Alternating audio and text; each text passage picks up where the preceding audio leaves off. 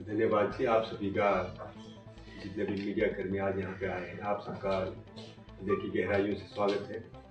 अच्छा, ये जो अभी अंशुल जी ने बताया कि भी सोमनाथ ज्योतिर्लिंग जो बहुत एक आप सब लोगों को पता ही है, बहुत ऐतिहासिक घटना है।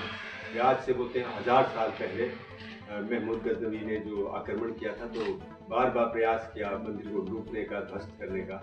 तो जब 17 बार आक्रमण करने के बाद अंत में उन्होंने जो वहाँ मूल ज्योतिर्लिंग था उनको तोड़ फोड़ दिया। तो वहाँ पे जो अग्निहोत्री ब्राह्मण थे, उन्होंने उस बड़े साहसपूर्ण तरीके से वो जो टूटे हुए उसके अंश थे उनको संजोया और 1000 साल तक उन्होंने गुप्त इसकी पूजा अर्चना की और इनको लेकर दक्षिण भारत चले गए। वहाँ पे पीढ़ी दर पीढ़ी इसकी पूजा होती रही परंपरागत तरीके से छुप कर। तो आज से 100 साल पहले, जैसे 1924 में बता रहे हैं कि भी वहाँ के जो कांची मठ के परमाचार्य जी हैं, तो उन्होंने कहा कि अभी 100 साल तक इसको गुप्त रखना है। तो उसके बाद राम मंदिर का भी शिलान्यास हो जाएगा, राम मंदिर भी बन जाएगा। उसके बाद फिर इसको लेकर दक्षिण भारत में कोई रविशंकर करके संत होंगे, उनके पास लेकर जाना है, ताकि वो इनको आगे भी विधिवत रूप से फिर से पुनर्स्थापित कर सकें। तो 2024 में कीर्तन भजन चल रहा था, वहाँ पे बहुत सारे लोग आए हुए थे गुरुजी के पास। तो वहीं पे ये एक अग्निहोत्र ब्राह्मण जो इतने वर्षों से लगातार गुप्त रूप से इसकी पूजा कर रहे थे, वो शिवलिंग लेकर, इसके 11 छोटे छोटे टुकड़े थे, उनको शिवलिंग का आकार उन्होंने दिया था, तो वो लेकर गुरुजी के पास आए। तो उन्होंने बताया कि इस तरह से इतने 1000 वर्षों से इसकी गुप्त पूजा हो रही थी पीढ़ी दर पीढ़ी, और आज से 100 साल पहले 1924 में ऐसे परमाचार्य जी ने हमें आदेश दिया था कि 100 साल तक गुप्त रूप से रखना है, उसके बाद उनको आपके पास देना है। तो गुरुजी के पास जब लाए तो उनका जोलॉजिकल वो भी परीक्षण भी हुआ। तो जो जोलॉजिस्ट है उन्होंने बताया कि अमूमन क्या होता है कि जो भी एक अगर कोई आयरन के कण होते हैं किसी में, तो उसमें चुंबकीय शक्ति होती है। इन जो 11 ज्योतिर्लिंगों को उन्होंने देखा, सर्वे करके देखा, जांच परीक्षण के बाद पता लगा कि इनमें भी चुंबकीय गुण है।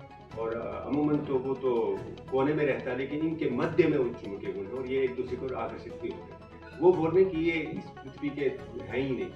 तो जैसे दंत कथा में बताते हैं कि सोमनाथ का नाम भी पड़ा है, सोम माने चंद्र, चंद्रमा ने भगवान भोलेनाथ की पूजा की थी, तो इस करके उस नाम से ये ज़्यादा प्रसिद्ध हुआ है। और ऐसे भी बताते हैं कि सोमनाथ में जो मूल ज्योतिर्लिंग था, ये धरती पर नहीं टिकता था, 2-4 फुट ऊपर ही रहता था हवा में।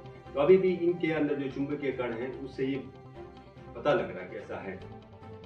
तो अभी इनको पूरे भारत में, जैसे तमिलनाडु से लेके पूरे भारत में इसको जगह जगह ले जाकर लोगों के दर्शन भी दिखाए जा रहे हैं, और उसके बाद पूजा पाठ भी होगी।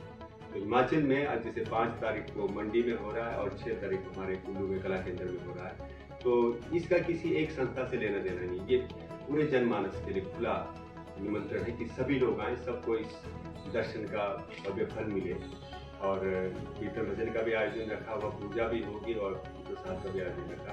तो आजकल हमारे बहुत सारे जो वॉलेंटियर्स हैं, स्वयंसेवी हैं, क्योंकि ये आटोबिंग की तरफ से हो रहा है, तो आटोबिंग वैसे भी वॉलेंट्री बेस्ड ऑर्गेनाइजेशन, तो सभी वॉलेंटियर जगह जगह जाकर लोगों को आमंत्रित कर रहे हैं।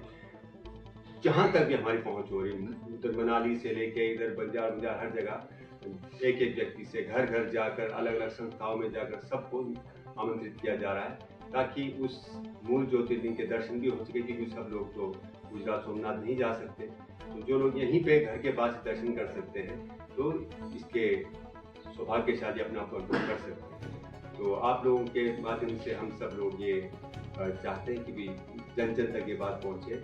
और इसके बाद ऐसा बताया जा रहा है कि वो गुरुदेव आगे जो भी लोग हैं उनके पास ये ज्योतिर्लिंग दे देंगे, और अंत में सोमनाथ में इसको शायद वो भी कर देंगे, स्थापित भी कर देंगे। जब हमारे पास आ रहे हैं, तो हम चाहते हैं कि हमारे कुल्लू में हर व्यक्ति को मौका मिले, जिनके पास ये सब आयोजन हो रहा है, और हम सब इसमें भागी हो सके, इस पुण्य का।